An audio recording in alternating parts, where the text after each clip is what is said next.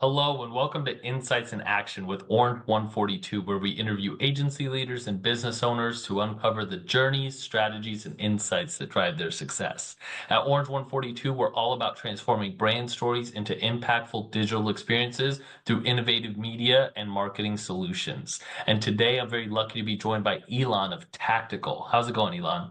How you doing, Shiv? It's going great. Thank you. Good. Thank you, first of all, so much for being on here. I'm really excited to dive into your background and your business. And that's really where I'd like to start. I'd love to know what brought you to Tactical, where you were before that, and a little bit more about Tactical.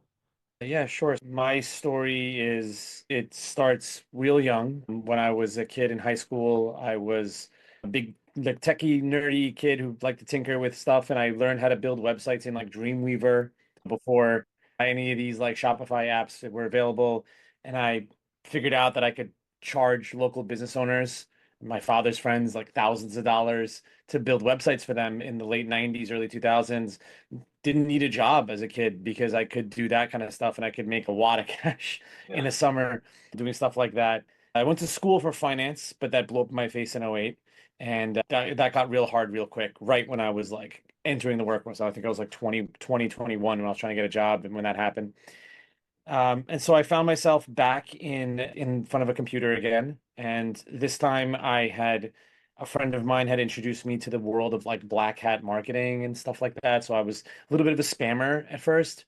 And while I was doing that, I was making a little bit of money. But while I was doing that, I started consulting for friends and my friends' bosses and my friends' fathers and how to get their businesses to be found better online, and found that I could make more doing being a consultant for a real business than I could trying to be a spam artist on the other side. So that kind of blossomed into I got a job at an agency called Fueled.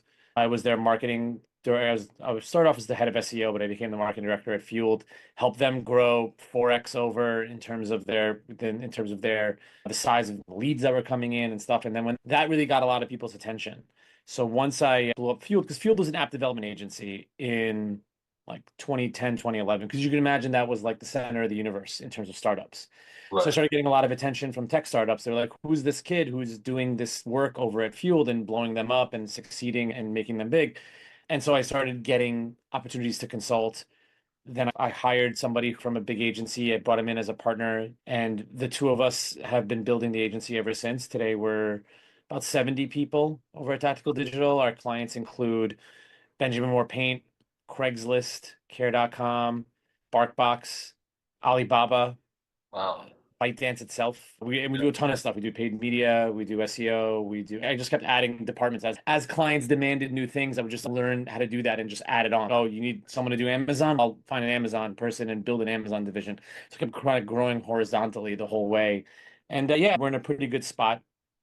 I think we're still boutique. We can still do work for startups and young companies, but we have a couple brand names under our belt as well.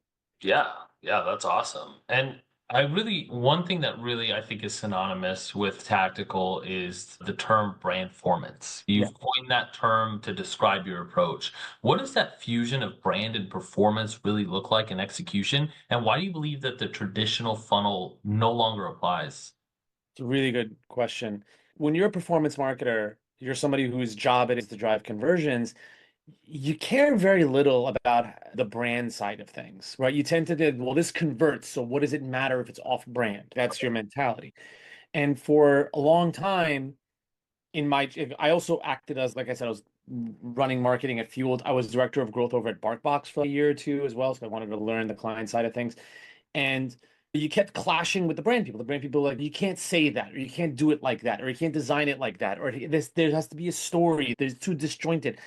And as time progressed, the performance stuff started, what's the word, plateauing, right? There was only so much you could squeeze out of psychological tricks like countdowns and big red banners. And there's only so much there for you to work with. At that some point, the real growth is going to come from building a brand, building trust, telling stories. And the problem was that the brand people didn't know how to get the distribution of the message, and the performance people didn't know how to work it into their distribution because the performance people are spending millions of dollars a month on performance media, and there's no brand behind it. And the brand people are off doing 100% in live events trying to build the brand. The two weren't working together. So what we did was that because we were following the trends of the industry, we started a creative division because we realized you need creative assets to be able to do a good job. And that sort of blossomed into a whole new agency called Studio T, which is like the website's going up and it's got a whole new look and feel to it. And Studio T is like this standalone performance creative shop that will produce whatever people need, social assets, banners, emails, landing pages, whatever. But their primary concern is like there's a creative director that comes along with it. And their primary concern is making sure that the brand story gets through. We started shooting videos and creating content for social, and then we would, if those work on social organically, then we cut them up and turn them into ads. So there's this like melding of top funnel, like what you guys do, top of funnel stuff needs to be considered. You can't just run bottom funnel all the time. You can't finish the job. You can only Yeah. scale to a certain amount before your budgets get blown out. And then your CEO comes to you and says, what the hell? Where's the rest of my growth? There's only so much you can do. That's where top of funnel, brand storytelling, brand trust, your average order values go up, your long-term value goes up. You can't do it without that. There's Yeah. only so much you can get your cost of acquisition down on performance without the help of a strong brand. Yeah. So And it's therefore, we came up with this idea called brandformance, which is the brand and performance have to be synergistic. Yeah, I love that approach. And it's really interesting the past, I think, 5, 10 years, really the start of digital marketing, right? Everything was so, nobody was really thinking about brand. Only the biggest companies out there, your Coca-Colas and that type of stuff, were really thinking about brand. And now I feel like a lot more companies are really actually starting to think about, okay, what's our brand? What do people think of when they hear our name? Would you agree with that too? 100%. And I think performance marketers, listen, I'm not ashamed to admit, I used to laugh off brand marketing as like a thing of the past. Like, why would I do brand marketing? What a waste of money. That's like the 50s. That's a madman thing. Like, we don't do that. Yeah, you do. That's not changed. But it's the same idea with, you notice all these D2C companies, the Caspers of the world. What do? They went retail. They started selling into Kmart. They're selling into Walgreens. They started selling into stores because they realized you can't work in a bubble. You can't work in a D2C bubble. Performance is the same, right? We all got drunk on performance marketing because it was so easy to pump numbers and drive growth. But then we realized there's no loyalty. There's no brand. You're constantly hungering after the next customer, and the next customer incrementally is more expensive than the last, more expensive than the last. And I think the industry as a whole over the past 2, 3 years has come around to this idea that no, performance marketing is a part of the overall structure of a brand and a company and its relationship with its customers. And digital brand is very much a part of that. Not just the packaging and stuff like that, but also the way you present. And yeah, there are some things that might convert, but you shouldn't do them because they don't look good for you and they break your trust.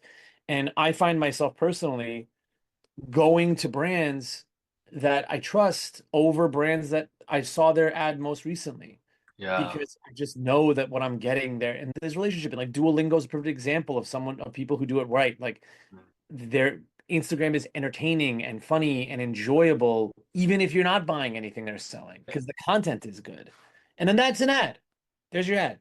Yeah, yeah, I love that. And I'm curious, these conversations about this specifically that you're having with potential clients, do you feel like they've gotten easier over the years, or do you feel like you still have to do a lot of educating with potential clients? I think that when you explain what I just explained as brandformance, there there's no one who disagrees with you. Everyone's Yeah. like, totally, Yeah. but we can't afford it. Mm. Totally, but there's a separate brand team that has to make a different decision, right? So everyone in principle agrees. It's the execution that becomes a problem because again, organizations are not set up right. The brand team is over there, performance team is over there. They don't communicate with each other, or they Yeah. do fight. So they have never considered both of them together, coming together, and both of them using the same agency to get to the same goal. And some brands are ahead of others. Some brands do a great job of it in-house. Duolingo is a good example. If you have like good creative people who know how to like bridge that gap, then yeah, you could do it yourself. But that's the struggle. The struggle is everyone agrees in principle, but no one can figure out how to deliver on it. It's still this like tough thing where, oh, I'm supposed to create great social content that on its own is popular and then cut it and recut it into ads. How am I supposed to do that? And so shooting video is expensive, it's hard, it comes with trouble. And also people don't know what to shoot. They don't know what to create, right? They're sitting around a meeting table trying to come up with things when in reality, the real way the internet works today is you have to go out there and just shoot as much content as you can and hope the algorithm carries it. Yeah, yeah. So really a numbers game at some level, right? Just post consistently and often. So how do you bridge that for some of these big established companies that have a brand department and have a performance department and they're looking for growth and they come to Tactical? How do you bridge that gap or how do you have that conversation that, hey, these two departments actually need to work together if you really want to achieve the growth that you're looking for? It's a and practically it's a fine line to walk, and you just have to do your best with each organization. What we do here at Tactical that is a very popular move is that we actually have on staff creators who on social have a big following. Like they might have a 200,000 people who follow them on Instagram or Twitter, or TikTok, and then those people become the chief strategist for the account. The creator themselves is the one who's making the decisions about what's being created, what's being pushed, how the story is being told, working with the brand people. When the brand people appreciate that, they appreciate that they're working with someone who knows. And then the performance people sort of take what they can get out of that relationship and then find a way to make it work from a performance standpoint. And there's a lot of communication and back and forth. You have your designers and creative people at Studio T, they're interacting as best they can. So it creates this like synergistic sort of positive feedback loop that begins, but it's hard to get started. It's like there's a lot of friction to get the wheel going. Once it's going, it's fabulous. Yeah. And people start coming up with new ideas and new experiments and pulling in new people. A lot of brands are wasting time. Not wasting time. It works, but it's such a wasted potential to be like just doing UGC, Yeah. right? Because these people who you hire to do UGC, you're telling them go do an unboxing. Okay, great, they'll do an unboxing. These people are full of great ideas. Yeah. Let them cook, see what they come back with. Yeah. Just brands are afraid of experimentation. I think Yeah. that's what it is. That's the vibe I get.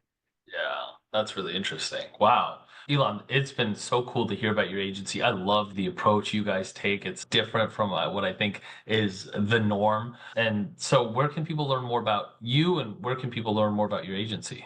Oh, look, TAKTICAL.co, tactical.co is our website, but people can follow me on Twitter. I'm constantly active on LinkedIn and stuff like that. I'm always chirping and I can't shut up about this kind of stuff all the time.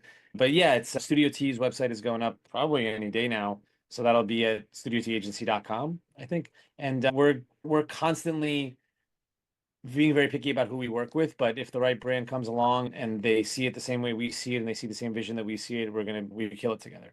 Yeah, that's awesome. Cool. Thank you again for being on. Thank you. Thank you so much.